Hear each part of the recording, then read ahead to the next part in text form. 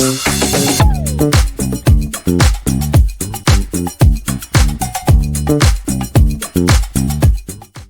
everyone, welcome back to another episode of the Love in Riyadh show. Today is the 4th of December, and today's episode is a really interesting one because we're talking about two major updates coming out of Saudi Arabia. One about the future of Riyadh's infrastructure and lifestyle scene, and the other about something that genuinely affects everyone, life expectancy and health. So let's get into it. Starting with our first topic, it's all about what Riyadh is planning for 2026. And honestly, the list is long, but it's full of exciting things for anyone living in or visiting the capital. The biggest headline is the new metro track, the city's 7th line. This one will connect the northwest to the southwest, which is huge. That connection alone links two of the most important destinations in the kingdom, a historic cultural hub on one end and a massive entertainment city on the other. This metro extension goes into its first implementation phase in 2026, and it's part of Riyadh's larger strategy to expand mobility as the city keeps growing faster than ever. With all the new projects, more people moving in and more tourists visiting, having a stronger transport network is just becoming essential. But honestly, the part people are going to feel immediately and probably get most excited about is the new street food district called Riyadh Food Street. Think of it as a dedicated space for both global and local food concepts. Basically a big, vibrant food hub designed for walking, exploring, and just hanging out. And what's nice is that it's aimed at being affordable and supporting small businesses. So you'll get everything from tiny up-and-coming brands to established favorites in one place. It's the type of project that gives parts of the city new character and makes neighborhoods feel more alive, especially for young people, families, and food lovers. Now, beyond the public-facing stuff, the city is still pushing hard on its long-term infrastructure upgrades. The main and ring roads access program is moving forward into next year, improving more than 500 kilometers of roads across the capital.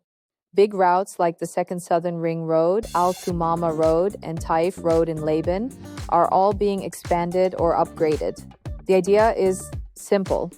Reduce congestion and make it easier to move between major districts without bottlenecks, something every Riyadh resident can appreciate. Then we have the environmental side. The Green Riyadh initiative continues with around 7.5 million new trees planned for parks, streets, gardens, and public spaces. The goal is to go from about 1.7 square meters of green space per person to 28 square meters, which is a massive jump. Importantly, all this greenery will be irrigated with treated water, so it's sustainable too. And of course, Riyadh's entertainment and sports calendar isn't slowing down. The 2025/2026 Riyadh season will keep rolling out major events across different zones, and more than 13 international sporting events are already on the schedule for next year. The redevelopment of King Fahd Stadium is also underway, which will be a big deal for football fans. So yeah, between mobility, food culture, green spaces, major roads, and sports, 2026 is shaping up to be a big year for the capital. For our second topic, Saudi has officially reached a new milestone. Life expectancy has risen to 79.7 years in 2025. To put that in perspective, back in 2016, it was 74. That's almost a 6-year jump in less than a decade, which is pretty remarkable on a global scale. Health Minister Fahd Al-Jalajel shared the numbers during the 2026 budget forum in Riyadh, and he said it's one of the most significant increases worldwide during that period. And honestly, when you look at the data behind it, you can see why. A lot of this improvement comes from the investments and reforms under Vision 2030, particularly in preventive care, early detection, and access to health services. The minister shared some really eye-opening statistics. Traffic-related deaths have dropped by 60% since 2016. Deaths linked to infectious diseases are down by 50%. Mortality from non-communicable diseases, things like heart disease or diabetes, has fallen by 40%. And deaths from unintentional injuries have decreased by 30%. These aren't small percentages. These are major shifts in public health outcomes.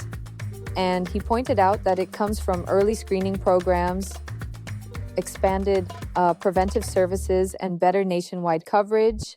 Next year's budget also continues to push for more improvements. So the plan is to build on this progress and keep the momentum going. That's it for today's episode. Thank you for listening. And as always, we'll be back tomorrow with more stories shaping the kingdom's future.